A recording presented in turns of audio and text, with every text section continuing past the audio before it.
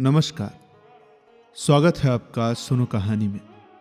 आप सुन रहे हैं आचार्य चतुर्सेन जी के द्वारा लिखित उपन्यास वैशाली की नगर वधू। कहानी के पिछले भाग में हमने अनाथ पिंडिक के बारे में सुना। अब विस्तार से जानने के लिए आपको पिछला भाग सुनना पड़ेगा। तो आइए कहानी में आगे की ओर चलते हैं। भाग 25, मगध महामात्य की कूटनीति। सम्राट की आज्ञा से तथागत बुद्ध के लिए त्रिकूट पर एक विशाल विहार बनवाना प्रारंभ हुआ, जिसमें सहस्त्रों शिल्पी कार्यरत थे। सम्राट और साम्राज्य दोनों ही महाश्रमण गौतम के चरण सेवक थे। चंपा का सुकुमार सिट्ठी कुमार कोटिवंश सोण अब अपनी इतनी संपदा को त्याग कर परिव्राजक हो गया, तो उसका जनसाधारण पर बहुत भारी प्रभाव पड़ा। यों भी इस बार तथागत गौतम के भिक्षुक संघ में बड़े बड़े दिग्गज नामांकित विद्वान पंडित भिक्षु रूप में उनके साथ थे, जिनमें पूर्ण काश्यप, मक्खली घोषाल, अजीत केस कंबली, प्रक्रुद्ध कात्यायन, संजय वेलाठ पुत्र, सारीपुत्र, मौदुलायन, पिंडोद भारद्वाज आदि प्रमुख थे। महाश्रमण के दर्शन करने, उनके पुण्य उपदेश सुनने को नर नारियों का तांता लगा रहता था। इस समय राजगृह में केवल दो ही बातों की चर्चा थी। एक चंड प्रद्योत के राजगृह पर आक्रमण और अकस्मात पलायन की, और दूसरे श्रमण गौतम की, जिनके नवीन धर्म के नीचे समस्त पौर जानपद और राजवर्ग समान रूप से नतमस्तक हो गया था। बड़े बड़े राजकुमार, सेठी पुत्र, छोटे बड़े तरुण अपने संपूर्ण विलास ऐश्वर्य त्याग कर भिक्षु बन रहे थे। चारों ओर भिक्षु ही भिक्षु दिख रहे थे।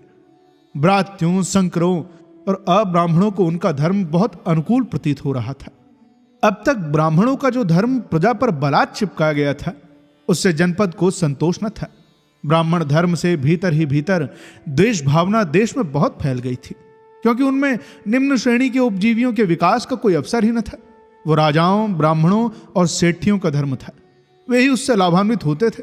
वैदिक देवताओं के नाम पर जो बड़े बड़े खर्चीले यज्ञ किए जाते थे, उनसे राजा महाराज बनते तथा महाराज सम्राट बनते थे। ये उनका लाभ था। पुरोहित मोटी मोटी दक्षिणा पाकर इन राजाओं को देव कहकर पुकारते और भाग्यवाद का ढिंढोरा पीटकर लोगों की स्पर्धा को रोक रखते थे। सर्वसाधारण को उनके यज्ञ अनुष्ठानों के लिए दिग्विजय करने को अपने तरुण पुत्रों के प्राण भेंट करने पड़ते थे। तरुण कुमारी पुत्रियां दासी के रूप में भेंट करनी पड़ती थी, एवं अपनी गाढ़ी कमाई का स्वर्ण, चांदी, अन्न, वस्त्र सब कुछ भेंट करना पड़ता था, जिन्हें राजा अपनी ओर से ब्राह्मणों को दान दे वाहवाही लूटते थे। इस प्रकार ब्राह्मण धर्म राजतंत्र का पोषक था, परंतु बुद्ध ने प्रजातंत्रीय भावना उत्पन्न कर दी थी। ब्राह्मण धर्म में जो ऊंच नीच का भेद था, उसे मिटाने में श्रमण गौतम ने बहुत प्रयास किया। उन्होंने बड़े बड़े खर्चीले और आडंबर पूर्ण यज्ञों के स्थान में आत्मयज्ञ की महत्ता पर जोर दिया।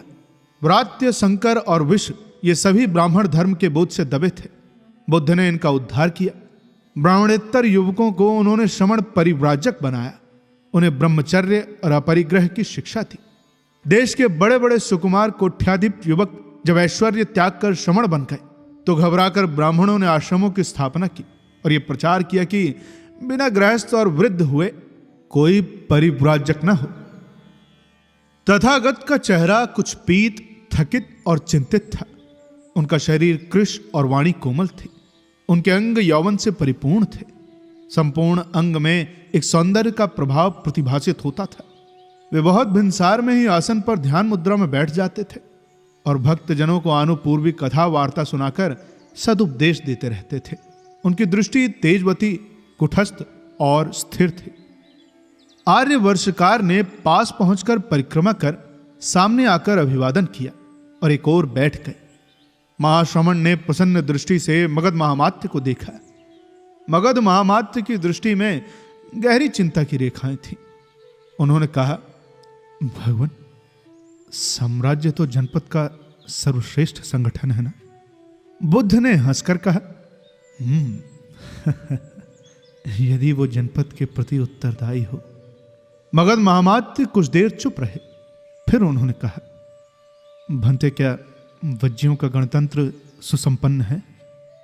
उस समय आयुष्मान आनंद भगवत सेवा में उपस्थित थे।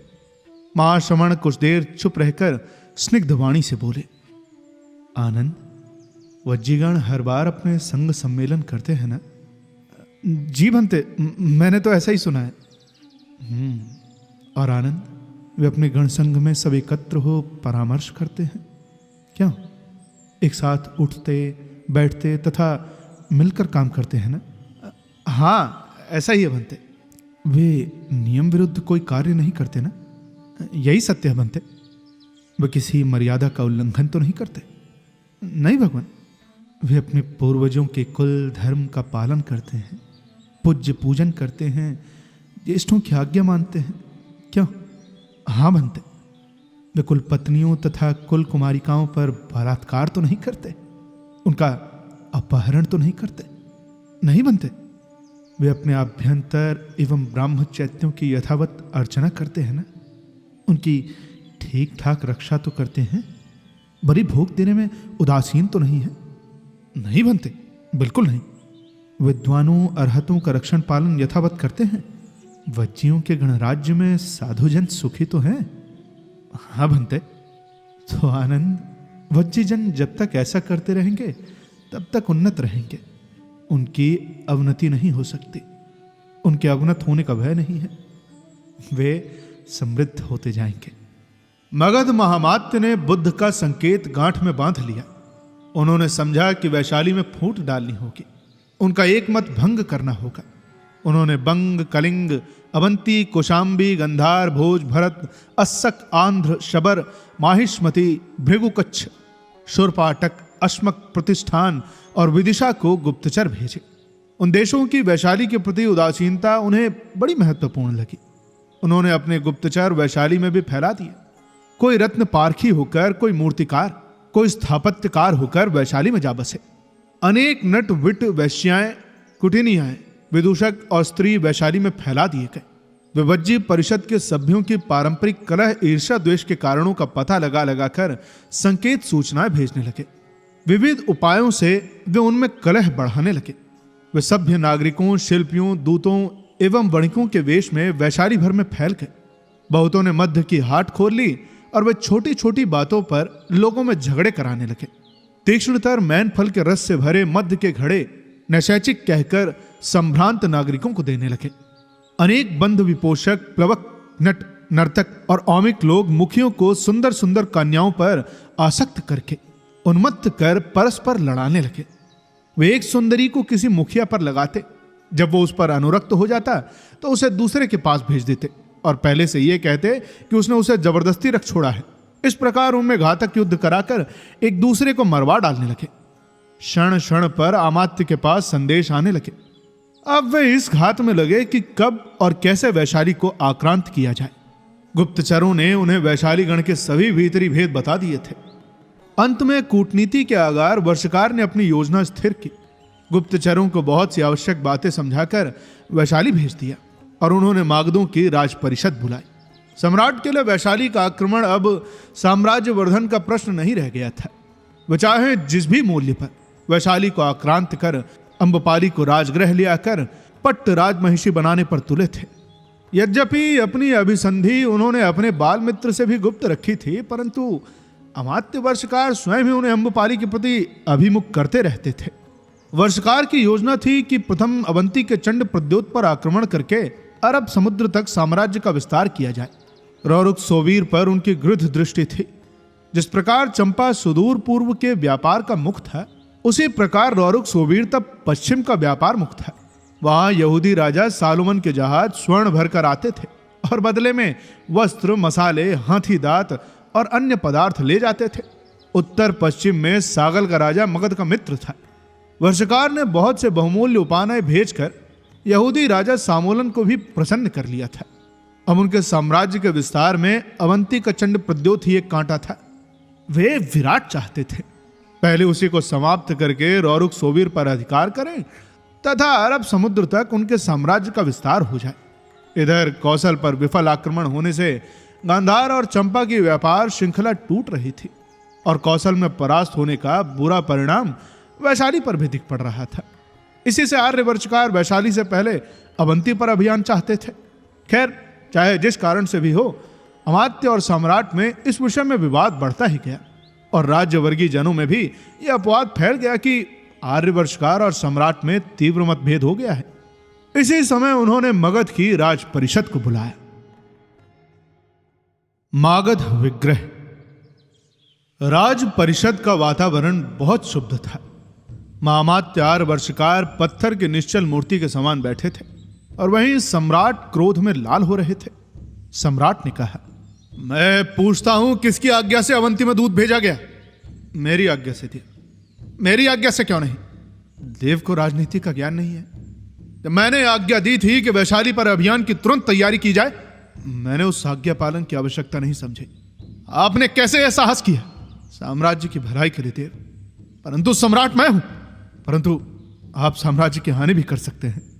वो मेरी हानि है? नहीं सम्राट, वो साम्राज्य की हानि है। अच्छा, मैं सुनना चाहता हूं कि मैंने साम्राज्य की हानि की है। तो देव सुने, कौशल की अपमानजनक पराजय का पूरा दायित्व आप पर ही है। आप पर क्यों नहीं? आपने समय पर सहायता नहीं भेजी। मैं साम्राज्य के अधिक गुरुतर कार्यों में व्यस्त था। सम्राट की रक्षा से बढ़कर गुरुतर कार्य कौन है? साम्राज्य की रक्षा। सम्राट के बिना? सम्राट तो नित्य मरते हैं और पैदा होते हैं देव, वे क्षणभंगुर हैं, लेकिन साम्राज्य अमर है। आज इस सम्राट का अपमान कर रहे हैं। सम्राट स्वयं ही अपना अपमान कर रहे हैं। साम्राज्य का संचालक मैं हूं। देव का यह भ्रम है। आप उसके एक शीर्ष स्थानीय रत्न मात्र हैं। तो फिर मगध साम्राज्य का संचालन कौन करता है बताइए? ये भ्रम है, किंतु अब से यह अधिकार मैं ग्रहण करता हूं। मेरे रहते नहीं। मैं आर्य को पच्यूत करता हूं। सम्राट की केवल एक यही आज्ञा मानने को मैं बाध्य हूं, किंतु मेरी और भी आज्ञाएं हैं। देव कह सकते हैं, आपने राजविद्रोह किया है, किंतु आप ब्राह्मण हैं इसलिए अवध्य हैं, परंतु मैं आपका सर्वस्व हरण करने की आज्ञा देता हूं। मैं ब्राह्मण हूं इसलिए सम्राट का यह आदेश भी मानता हूं, परंतु मेरी भी एक घोषणा है। आर्य कह तो सकते हैं परंतु अनुग्रह नहीं पा सकते। मैं अनार्य सैनिक सम्राट बिंबिसार की प्रजा नहीं हूं। सम्राट, यह आपका खड़ग है, लीजिए। महामात्य ने खड़ग पृथ्वी पर रखकर आसन त्याग दिया।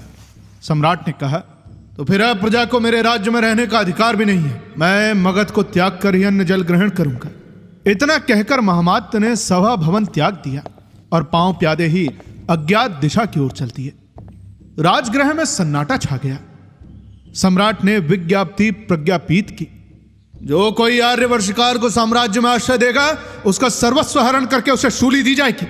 इसके बाद उन्होंने सेनापतियों को वैशाली पर आक्रमण करने की तैयारियां करने की आज्ञा देकर सभा को भंग किया। नापित गुरु। राजगृह के चतुष्पथ पर एक खरकुटी थी। खरकुटी छोटी सी थी, पर वो राजगृह भर में प्रसिद्ध थी। उसके स्वामी का नाम प्रभंजन था। वो एक आंख का काना था। आयु उसकी 60 को पार कर गई थी। वो लंबा, दुबला पतला और फुर्तीला था। बाल मुंडने और उष्णीश बांधने में वो एक था। अनेक ब्रात्य, शंकर और श्रोत्रिय ब्राह्मण उसकी खरकुटी में आकर बाल मुंडवाते और उष्णीश बंधवाते थे। वो बड़ा वाचाल, चतुर और बहुज्ञ था। उसकी पहुंच छोटे से बड़े तक सर्वत्र थी। वो बड़ा आनंदी प्रकृति का जीव था। लोग उससे प्रेम करते, उसकी बातों से प्रसन्न होते, उसके कार्य से संतुष्ट होते तथा उससे डरते भी थे। डरने का कारण यह था कि लोग कानों कान उसके विषय में बहुधा कहते कि सम्राट और वर्षकार भी उसे बहुत मानते हैं और वो प्रासाद महालय में जाकर उनके बाल मुंडता है। कुछ लोगों का कहना था कि इसे सम्राट और वर्षकार के अनेक गुप्त भेद मालूम है, इससे सम्राट तथा अमात्य भी भय खाते हैं। परंतु जब जब कोई उससे इन महामान्य जनों की चर्चा करता, वो केवल मुस्कुरा कर टाल जाता। वो बहुधा धार्मिक कथा प्रसंग लोगों को सुनाया करता। लोग उसे नापीत गुरु कहकर पुकारते थे। 2 दंड रात्रि व्यतीत हो चुकी थी, किंतु खरकुटी में अब भी ग्राहकों की काफी भीड़ भाड़ थी। प्रभंजन अपने 2 सहायकों के साथ काम में जुटा था। छुरे के साथ ही उसकी जीभ भी तेजी से चल रही थी।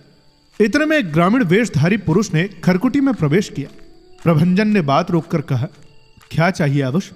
बाल यदि मुड़वाने हैं तो मेरा शिष्य अभी मूंड देगा, परंतु मैं अवमर्दन। प्रभंजन ने बीच में ही बात काट कर कहा, अब इस समय अवमर्दन तो नहीं हो सकेगा मित्र। कल नहीं मित्र, मैं अवमर्दन हूं। तुम्हारी दुकान में नौकरी चाहता हूं। मैं अपने काम में सावधान हूं। तुम चाहो तो मेरी परीक्षा कर सकते हो। प्रभंजन ने आगंतुक को घूर कर देखा और फिर कहा, एक अवमर्दक की मेरे परिचित एक महानुभाव को आवश्यकता है। यदि तुम अपने काम के ठीक ज्ञाता हो तो मैं तुम्हें वहां पहुंचा सकता हूं, परंतु आबुस तुम आ कहां से रहे हो? वैशाली से मित्र। क्या लिच्छवी हो? नहीं, लिच्छवी क्या अवमर्दक होते हैं? मैं व्रात्य हूं। सो तो मैं तुम्हारी नोकदार झुकी हुई उष्णीय देखते ही पहचान गया था, फिर भी पूछा, क्योंकि वैशाली के लिच्छवी अब पहले जैसे नहीं है। सो कैसे मित्र? मित्र नहीं आबुस, नापित गुरु कहो। तो नापित गुरु, यदि तुम मुझसे कहीं नौकरी रखवा दोगे तो मैं तुम्हारा भी उपकार करूंगा। मेरा कैसा उपकार करोगे आबुस? 1 मास का वेतन दे दूंगा और तुम्हारा वो गुणगान करूंगा कि जिसका नाम। तो आबुस तुम अभी यहीं खुरकुटी में विश्राम करो, मैं कल प्रभात में तुम्हें वहां ले जाऊंगा। परंतु सुनो, वो एक बहुत भारी राजपुरुष है। तुमने क्या कभी किसी राजपुरुष की सेवा की है? बहुत बहुत नापित गुरु, मैं तो केवल राजपुरुषों की ही सेवा करता हूँ, जनसाधारण की नहीं। तब तो अच्छा है, तो इधर आओ आबुस। प्रभंजन उसे खरकुटी के भीतर एक छोटे से प्रांगण में ले गया। प्रांगण के उस पार कई छोटी छोटी कोठरियां थीं।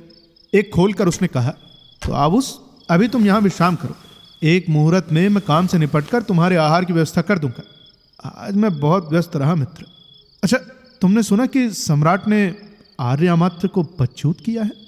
प्रभंजन तेजी से कहकर लौट ही रहा था कि आगंतुक व्यक्ति ने अपना उष्णीय एक और फेंक दिया और वापस लौटते हुए नापीत से कहा, प्रभंजन। अतर्कित और अकल्पित ढंग पर अपना नाम सुनकर वो चौंक पड़ा। उसने लौटकर देखा तो साक्षात मगध महामात्य वहां उपस्थित थे।